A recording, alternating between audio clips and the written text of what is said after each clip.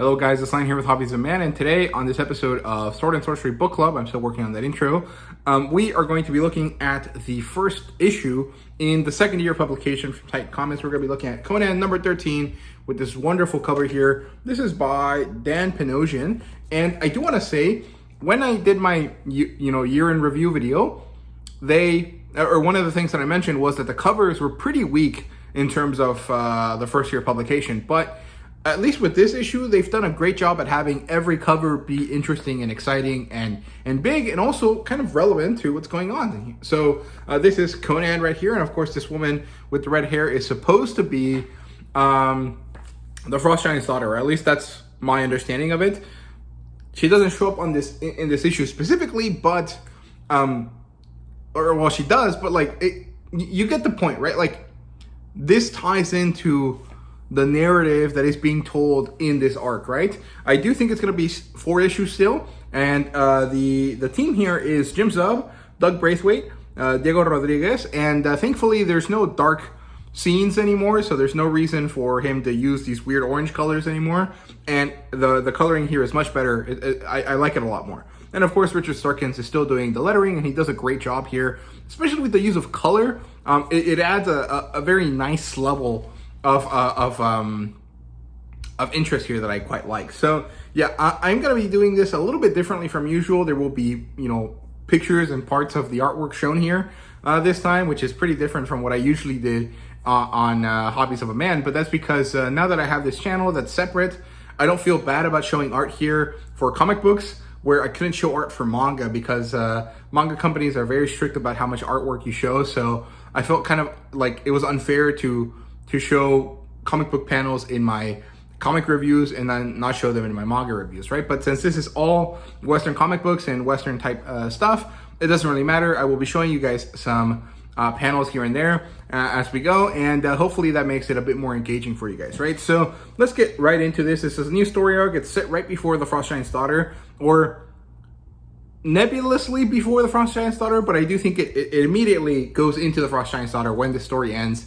in 3 issues, right? So yeah, it's called Frozen Faith. That is the name of this book, and the title for the specific issue is actually Cold Comfort. And let me show you that title page here. Amazing stuff. Looks really, really great. I love that. I think it's very well done. I think they did a great job here. So it's very narration heavy. This is like, I've read a few of the original classic Roy Thomas books, right? Roy Thomas issues for Conan, and those reminded me a lot of just a story that happened to have pictures, right? It was like a storybook that happened to have a lot of pictures, and this kind of goes into that kind of realm, right? Like, it's very narration heavy. Dialogue is very minimal, or at least less so than usual, and it's all about the vibes and the introspection. So if you're not really a fan of that, you might have a little bit of an issue here, but this stuff is really great. It's some of my favorite stuff that Jim has written, and I really loved the first 12 issues, right? So yeah, it opens up with Conan walking through this snowy, wintry area, right? And it turns out that this is the north. This is Asgard, more or less, right? This is after the Battle of Venarium. Conan has decided to go off and adventure on his own to see the lands that his grandfather told him about, see the lands beyond Cimmeria. And the first step was to go up north, right? So he is in Asgard, I guess, in the land of the Vanir and the Aesir. And he decides to go hunting, basically. This is what he's going to be doing, right? So I will be talking proper spoilers now. So, if you don't want to know anything else, I rate this like a 5 out of 5. It's a great issue. So that's it for my basic kind of idea here. In terms of like what actually happens here, beyond Conan walking up into the north, into the land of the Vanir and the Aesir, we get to see that Conan flashbacks to his youth. He is holding a stick, and he's being taught to sword fight, basically, by 2 other Cimmerian warriors. I don't think either of them are his dad, but his dad shows up later. So I can't remember exactly. They don't look like his dad, because his dad has like a distinct bowl cut kind of look. Yeah, these guys are not his dad, as far as I understand it. And they're teaching him how to fight. And Conan is being he's being a little kid, right? So he's mad that they that they are mean to him, that he is weak and he can't really do anything about it. And while they're trying to teach him about Crom and, the power that he gave them at birth, he asks, how do you know that's true? Like, why does Crom exist? A great question. I like this. And they answer him, it's because you're alive. He exists because you exist. He gave you power. It goes in your blood. It's in you. When the time comes and you face death and you battle and you win, you will know that Crom exists, right? You know that Crom is watching. And here Richard Starkins uses a darker red coloring for some of the letters here to really emphasize that. So I think that was amazing.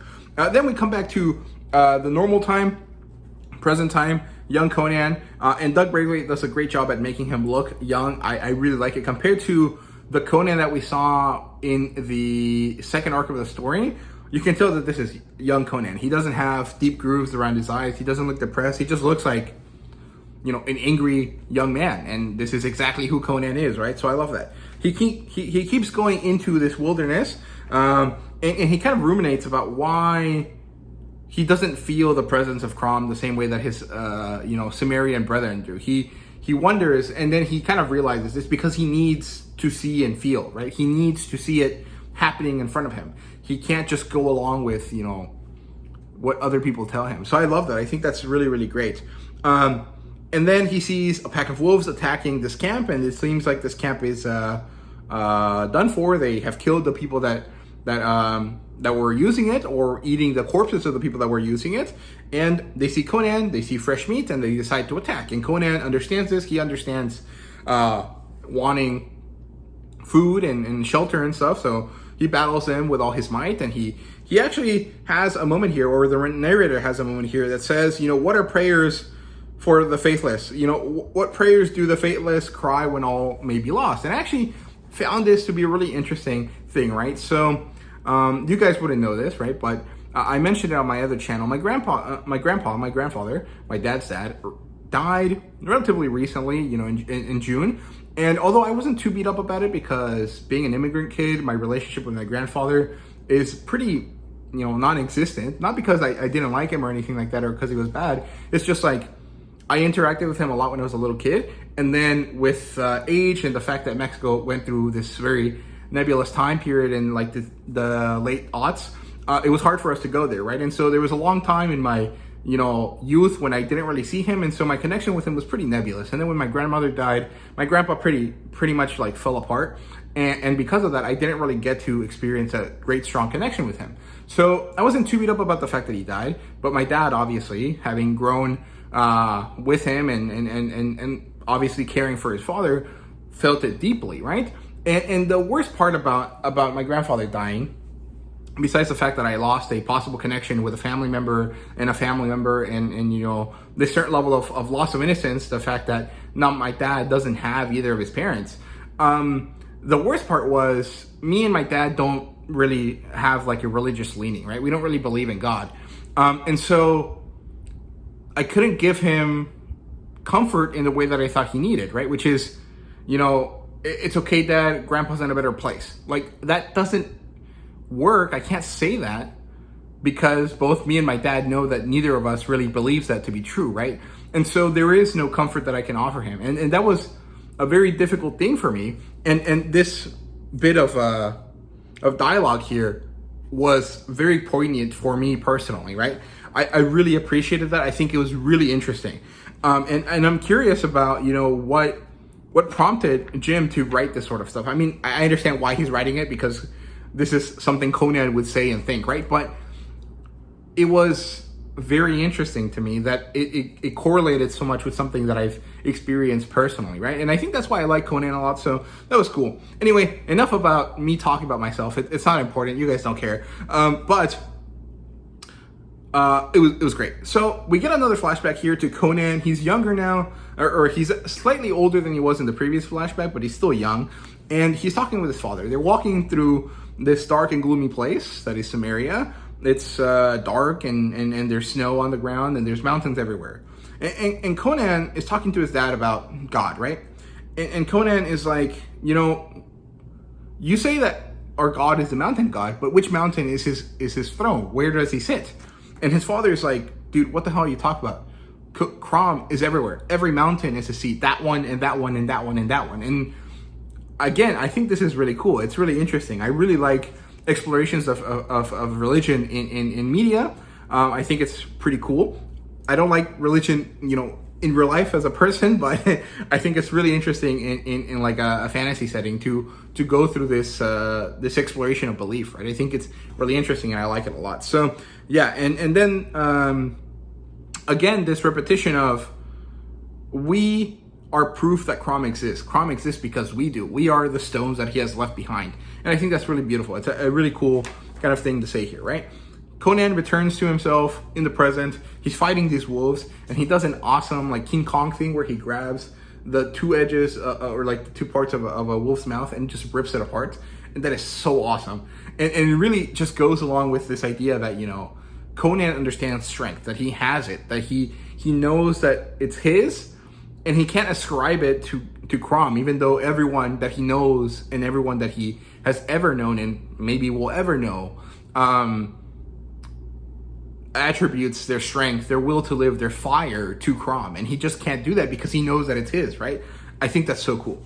And I'm going to continue to say that throughout this whole issue, so bear with me.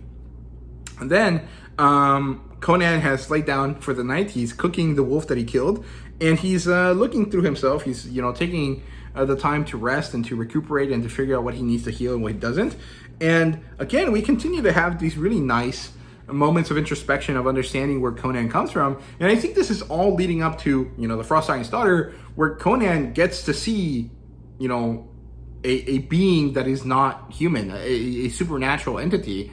And then I guess this is where he changes and where he starts believing in Crom, right? Even though he doesn't like Crom, at this point, like, after meeting the Frost Giant's daughter and the Frost Giant and Ymir, or hearing of Ymir at least, because I don't think he appears in the story, he can't say that Crom doesn't exist, because if Ymir exists, Crom does too, right? So I think this is what this is all leading to, right? That Conan is having this struggle of faith that every young man has at some point, and he's going to realize that, in this case, God is real and he exists and he's an asshole, but he gave him, the lust for life that he has, right? So it's really interesting. So it's the next morning, and Conan takes all his implements. He wears the skins of the wolves, which probably smells like ass, and he decides to go hunting again. And he's stalking, a bear, and he has the shot. He has the chance to kill it without interacting with it very easily, but he doesn't like it. He says that he doesn't want to do this, that it's a worthy thing for a man if he only looks for sustenance. But Conan is a young warrior. He doesn't just want sustenance, he wants battle. He wants the fire of life. He wants an experience, right? And so he decides to attack head on. And the bear, hungry, of course, is angry, and they start battling. And then, again, we get another flashback here to a young Conan. He's older now. You can see that his hair has grown long. His eyes have glinted a bit more. He finally has a sword that's kind of real. And this time his father is actually interacting with him. And Conan is mad. He's like, dude, why do I not have a steel sword yet? Why am I still playing with this, unsharp blade? And his father's friend is like, dude, you should, hurt him and give him a scar where it's visible but not too deep so that he learns a lesson, right? And so Conan and his father start fighting. And then Conan, in this moment of fear of knowing that he might die, that this blade that his father has, that he's using, is going to kill him, he attacks powerfully and strongly. And he manages to hit his father's blade out of his hand, right? And so he smarts his hand. And so Conan is a warrior now, right? He has done what he needs to do, and, it's good. And this is really great because it ends with Conan having this very glinty, dark expression on his face that really sets him up for the future. So I love this. We continue on with the fight here, and Conan manages to slay, or at least hurt, the bear enough that he can move back a little bit, pelt it with some arrows, and then immediately shove the sword into it. And this moment of death, of fire, of danger is exciting to him. He can feel this offering to the world, this pain that he feels when this monster is on top of him, and the pain of this monster's death, right? So he says that this is a prayer forged in power. And that is an awesome phrase. I would love to have that like on a t-shirt. like, that's so cool. And so he says that there is no mountain god at this point while he carries this giant bear on his shoulders, which is badass as fuck. He returns to his camp and he sees that there's 3 Venerians or Assyrians. I don't know what the proper terminology is, right? Some Asgardians here. And they're kind of making fun of him. They're like, did you sneak up on this bear? Did you kill it, via trickery and lies? And, they say something else, and Conan makes fun of them a little bit, and they kind of like that. They're like, oh, okay, well, this guy is serious. And there's some tension building up here. And the tension is because Conan doesn't think that these guys are honorable, that they're just picking on him because they think that they have an advantage here, that they're not really real warriors. They're rather just beasts wearing the skin of men. And this is where the chapter ends with a little bit of a little interesting bit here where deep in the trees above the skyline where neither one of them can see, neither the Asgardians nor Conan can see, a woman watches. And this woman is the Frost Giant's daughter. And she silently spies, fascinated by the follies of the fools in the north, which is awesome. And of course, the next issue is going to be called The Daughter's Gaze, right? So that was great. I loved it. I think it was phenomenal. I really enjoyed this. I think that the musings on religion and thought and the idea that, Conan doesn't believe in Crom, but he might eventually, which I think he does, right? When he talks to Bellic, he's like, Crom is my god, but I don't really believe in him. I know that he exists, but he fucking sucks, right? At least that's what I remember from that conversation. He doesn't ascribe to the religion. He knows that the gods exist, that there is more out there than just humanity, but he doesn't really believe in them in the sense that he doesn't offer them prayer, mostly because it's not his background, his culture to do so, right? So I like this. I think this is great. Jeffrey Shanks, again, has a wonderful essay here. He talks about Samaria. He talks about the poem that Robert E. Howard wrote of Samaria. It's a gloomy land that seems to hold all winds and clouds and dreams that shun the sun, which bear bows rattling in the lonesome winds, and the dark woodlands brooding over all, not even lighted by the rare dim sun, which make squat shadows out of men. They call it Samaria, the land of darkness and night, right? And deep night, sorry. So that's the poem by Robert E. Howard. I think that's the first thing that you see in the Del Rey collection. That's the first bit of writing that we get from Robert E. Howard. And he talks about, the Sumerians and how they were inspired by the gloomy atmosphere of Fredericksburg, which is a little city here in Texas, and how there was actually a real-life version of the Sumerians. They were an ancient Iron Age culture that lived north of the Black Sea, so I guess it would be like,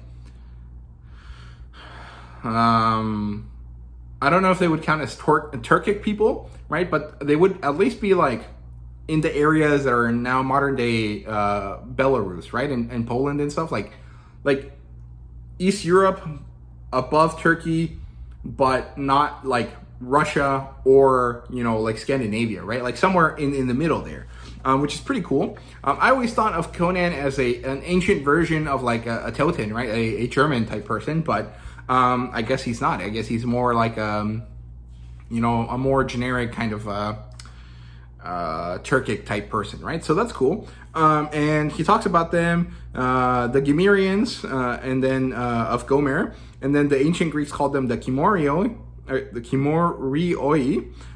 and they live near the underworld in a land wrapped in mist and clouds, which is pretty cool. And then, he talks more about, where it comes from. He talks about Bullfinch's mythology because that's where Robert E. Howard got some of that information from. And other than that, there really isn't too much else to say about this. I mean, it's a great, article as always. But the first couple the first couple paragraphs are probably the most interesting stuff, right? At least for me, because I'm not a history nut. I'm not that interested in history, but I do like it enough to be interested in stuff like this, right? I think it's cool. Then we have a page of chainmail. Nothing too interesting there. And then, of course, we have the covers and stuff at the end here. So overall, Conan the Cimmerian, or Conan the Barbarian, issue 13 was a wonderful comic book. I hope you guys enjoyed the video. I hope you guys enjoyed the conversation here. Thank you guys very much for watching. I hope you guys enjoyed. If you watched till the end, please let me know down in the comments. Should I have my Tarzan videos here in this channel, or should I keep them in my other channel? And also, let me know what your favorite issue of Conan has been so far, right? So thank you guys very much for watching. I hope you guys enjoyed, and see you guys later.